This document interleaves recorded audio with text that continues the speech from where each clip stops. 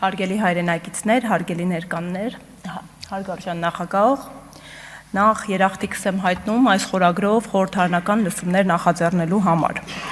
Անկասկած, սա այն գործիքակազմերից է, որի միջոցով խորհրդարանական ընդդիմությունը կարող է հասարակության ուշադրությունը հրավիրել այնպիսի օրակարգային հարցերի վրա, ինչպիսին քաղբանտարկյալների հիմնահարցն է։ Մեր երկրում ստեղծվել է աննախադեպ մի իրավիճակ, երբ մեկ քաղաքական ուժը ունի խորհրդարանում, ազգային ժողովում սահմանադրական մեծամասնություն։ Եվ այս մեկ ուժն է ձևավորել կառավարությունը, ձևավորել բարձրագույն դատական խորհուրդը, սահմանադրական դատարանը, նշանակել մեր երկրի իրավապահ մարմինների ղեկավարներին։ Ու զուգահեռաբար ունենք նաև իրականություն, երբ իրավապահ մարմինների ղեկավարները նշանակվում եւ ազատվում են WhatsApp-ային գրագրությամբ։ Այսօր քաղաքական ընդդիմախոսները պետական մարմիններում արձանագրում ենք, որ կառավարվում են մեկ միասնական օրգանիզմի համակարգվածությամբ։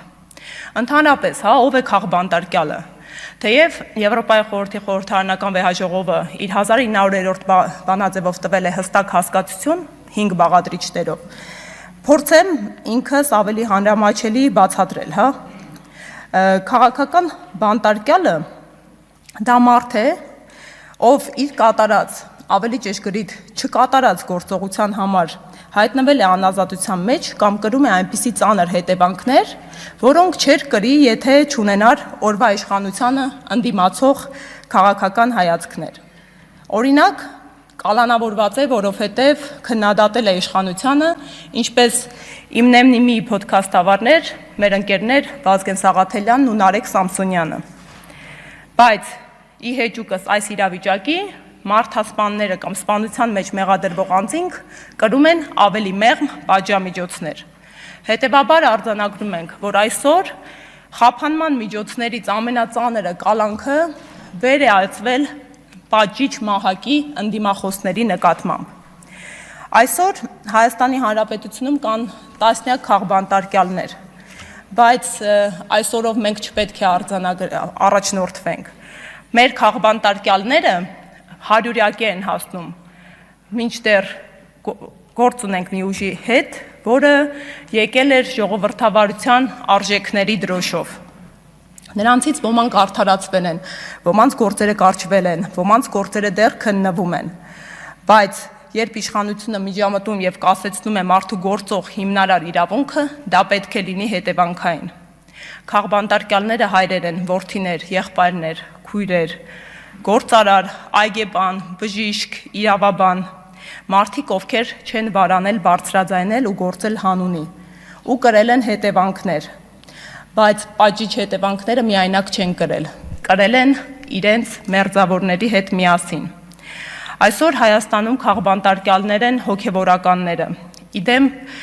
Բագրատ, Միքայել եւ Մկրտիչ Սրբազան հայրերի, ովքեր չընդունեցին անընդունելին։ Հերթական աննախադեպը գրանցվեց վերջին շրջանում, երբ Կիրակի օրը նույն ժամին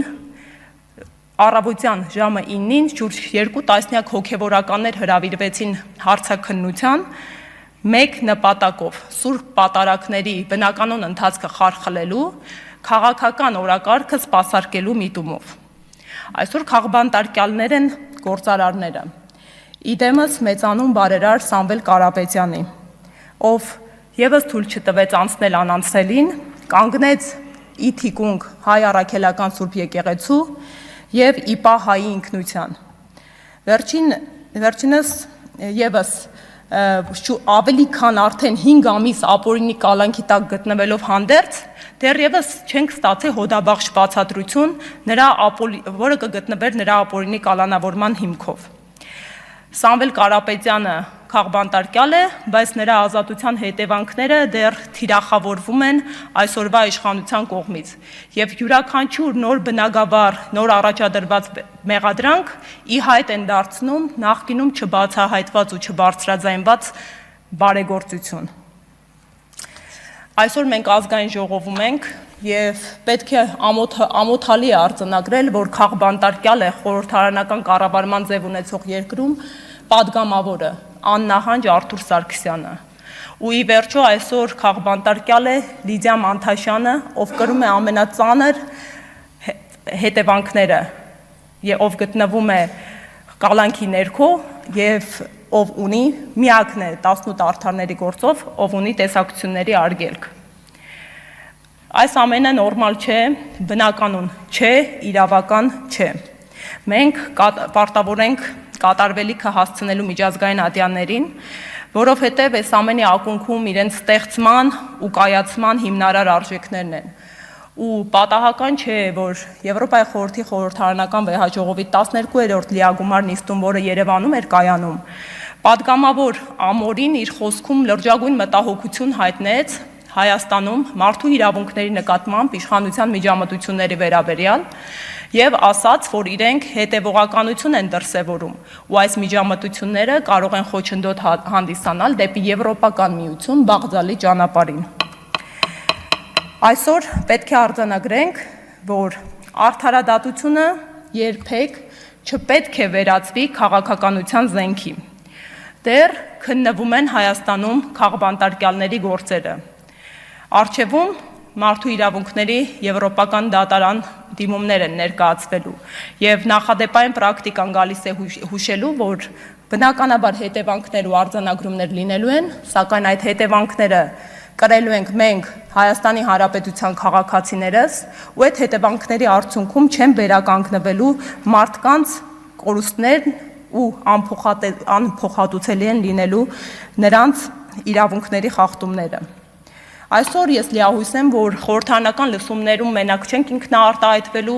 այս քննարկման արդյունքում նոր մեխանիզմներ կմեկնարկենք ու կձեռնարկենք ու պետք է կատարենք ամփոփիչ արձանագրումը։ Մենք ունենք սահմանադրություն, բայց կտրուկ նահանջել է մեր սահմանադրական մշակույթը։ Մենք ունենք պարլամենտ, բայց չունենք պարլամենտարիզմ։ Մենք ունենք իշխանությունների տարանջատում, բայց իշխանությունների ճյուղերը այլևս միահյուսված են։ Եվ մեր նպատակը պետք է լինի վերադարձ առ իրավական պետության ծիր։